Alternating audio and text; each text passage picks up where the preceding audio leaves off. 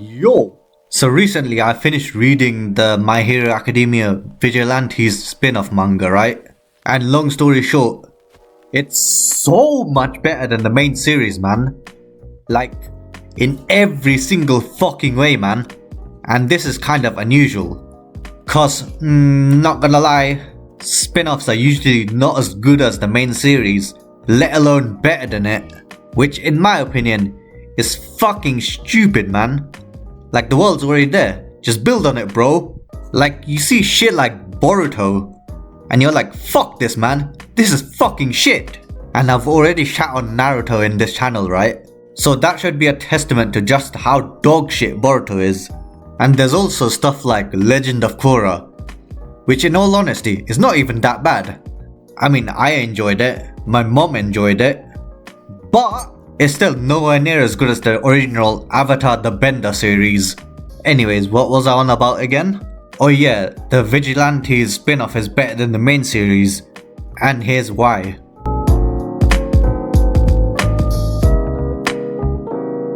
The character writing in Vigilantes is just so much better, man. I will say though, that My Hero Academia's massive cast of characters does put it at a disadvantage, just cause there's less focus on each character.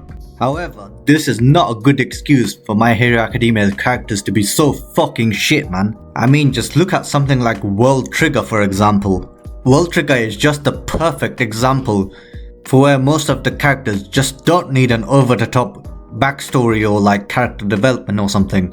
And it's literally cause the characters are not over the top in World Trigger. Like, the way they act and interact with each other is just so fun and real, man.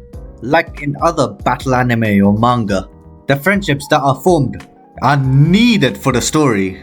But in World Trigger, the friendships are just there for no particular reason, just how it's supposed to be. Like, legit, World Trigger is just a masterclass on writing a large cast of characters, and it's something very difficult to do. So I don't exactly blame My Hero Academia for not being able to do the same thing as World Trigger. But if you can't do it, then don't fucking do it in the first place, you fucking idiot. And also, forget about having lots of characters when even the main trio is absolute garbage. Like, you know it's bad when Bakugo is the most interesting out of the lot. Okay, Todoroki's not that bad, he's just very average. The trio is completely and utterly dragged down by this fucking pussy. But I'll talk about Deku a bit later. Anyways, the main trio of Vigilantes is just infinitely better, man. This is a fact, not an opinion. So I don't need you Deku simps up my ass going like, oh but Deku, shut up. We spent so much time with the main trio, individually as well as in a unit, so their lives and struggles just feel way more grounded and real. The side characters also pull their weight and get some nice development, which is something that's nearly non-existent in My Hero Academia. Like, the interactions between the characters is just so good, man.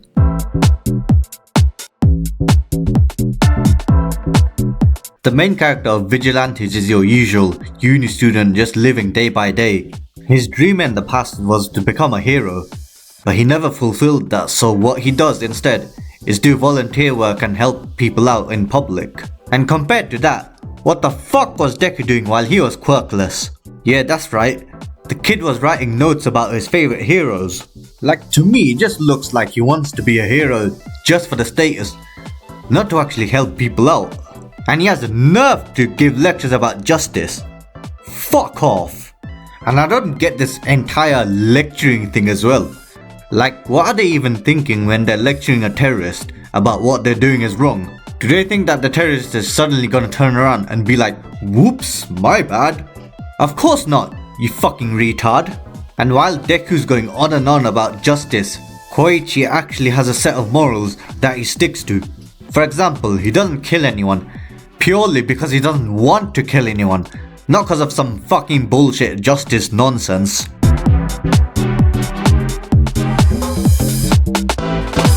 The villains in Vigilantes is just straight up better, man. Like, they manage to be goofy while being interesting at the same time, which is quite rare. Most villains I've seen are either only goofy with nothing else going for them, or just completely serious.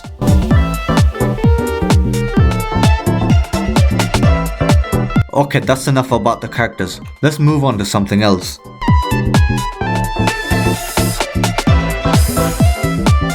With the amount of quirks My Hero has, you would expect the fights to be a bit more creative. But instead, we just get Deku muscling his way through everything. Like, it's such a waste of a power system, man. On the other hand, Vigilantes definitely uses quirks in a more strategic way. Like, it's not just 1v1s. And there's a good amount of planning before a big fight.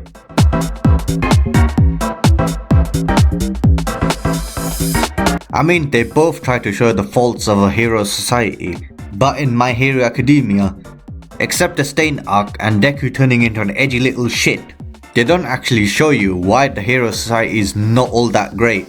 And when it does try to show it, it's usually just no-name characters just complaining about how the heroes aren't doing enough. Like, shut the fuck up, man. Like, these cunts literally have normal lives and they're still complaining.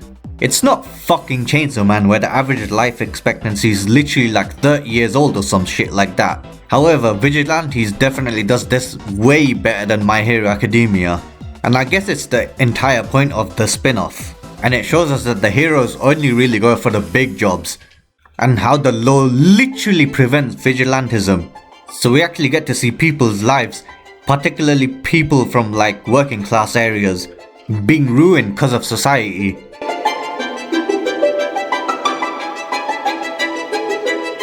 Anyways, I'm only gonna talk about one other thing, otherwise this video is gonna get so clogged up, man.